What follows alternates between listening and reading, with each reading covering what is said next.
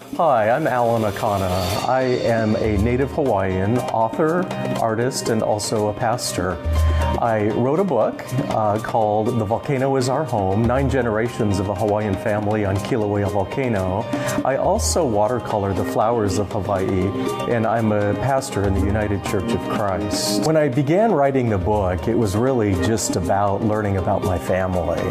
And the more that I learned, the more I realized that there was a lot of interesting things about Hawaiian culture, Hawaiian religion, and especially as it related to living on one of the world's most active volcanoes.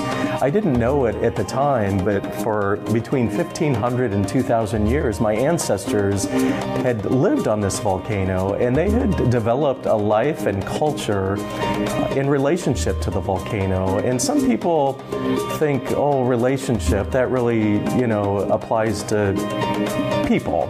But my ancestors really had a very strong relationship with the volcano and Madame Pele, who is the volcano goddess. And so the book really tells the story of what life was like on the slopes of Kilauea volcano, beginning in 1756 when my great-great-great-great-great-grandfather Kahekili was born there in a little fishing village on the lower Puna coast. So anyway, I learned about what life was like for him and what it was like for the people in that village, even before Captain Cook came and there were any outside visitors.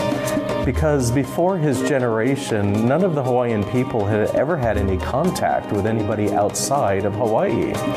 And then each generation that I learned about, I discovered that there were major events that happened. So for example, when Kahekili was born, Captain Cook hadn't arrived yet. He arrived during Kahekili's lifetime, and that really changed everything for the Hawaiian people, including the people that lived on the volcano.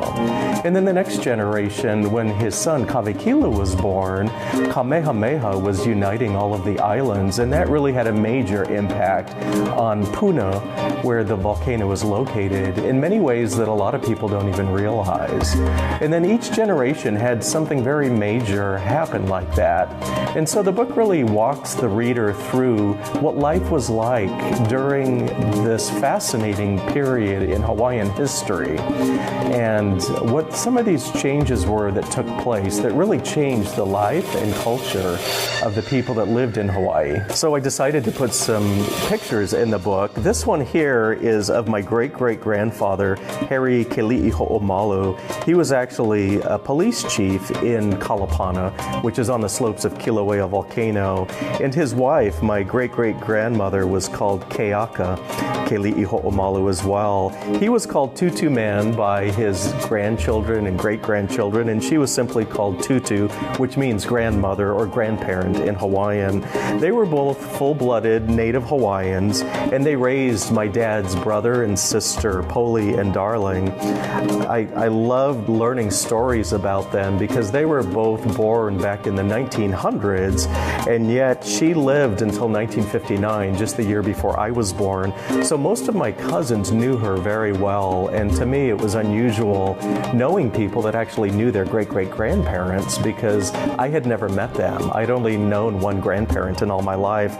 So most of my cousins are older than me, and they knew Tutu really well.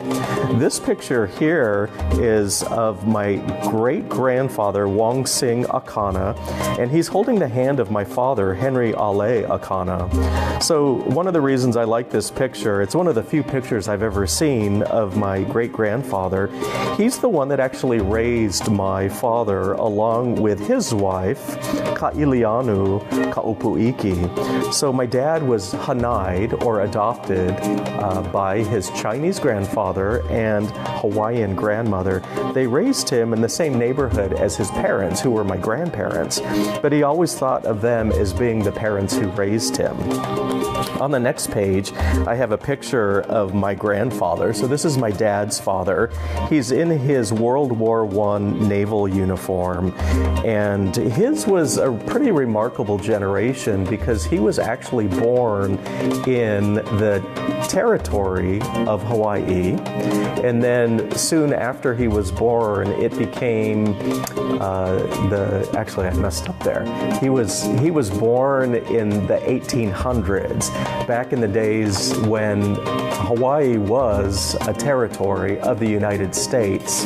And later, he spent most of his life living as a U.S. citizen, but his family, his parents were born in the Kingdom of Hawaii, so he was actually born and raised in a time of great transition in Hawaii, and I do talk about that in the book.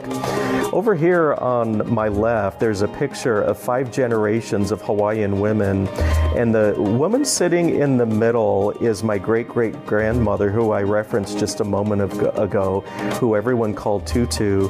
She had her daughter at a very young age. She was about 15, and she was quite young when she had her daughter, which was my grandmother, and she was quite young when she had her daughter, my oldest aunt, Dorothy, and she was quite young when she had my cousin Midgie. So this is actually 5 of the generations that I talk about in my book are right here in this one picture. So that's a pretty special picture for me, just because it's rare that you actually have 5 generations of a single family in one picture. And then over here, this is my mom and dad's wedding picture in 1950 in Hilo.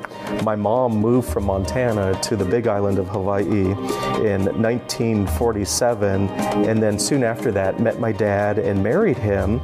And then this is a picture of his youngest, my dad's youngest brother, my uncle Poli. He's on a horse in Kalapana. So this is the family home at Kaimu, right by Kaimu Beach. And if you look carefully in the picture in the background, you'll see some coconut trees, and that's where Kaimu Black Sand Beach used to be. It's no longer there because the lava covered it over in August of 1990 and destroyed the entire beach. Over here on this side, I have a picture of my Auntie Rose. This is my dad's 2 younger sisters, so Auntie Rose and Auntie Darling, also known as Elizabeth or Lizzie. She was the one that grew up with her brother Poli in Kalapana. And so they grew up in a very traditional Hawaiian culture. My Auntie Rose actually grew up in her grandparents' house with my dad. So she was also raised by her Chinese grandfather and Hawaiian grandmother. I have a picture of all my siblings here. It's just a picture of when we were at the beach in California. Over here is the current generation. I have a picture of my son, Palani, and also next to him is my brother's daughter, Anna Leilani. I sell the book here at my gallery, which is Alan Akana Gallery in the town of Koloa on the south shore of the island of Kauai. There are also some bookstores on this island and on the other islands that sell the book. And people can also get it online if they want to get it on Amazon, Barnes & Noble, or if they want to go directly to Balboa Press, which is the publisher. If somebody wants a signed copy, they can contact me, and I'm happy to sign copies for anybody that would like to purchase a book.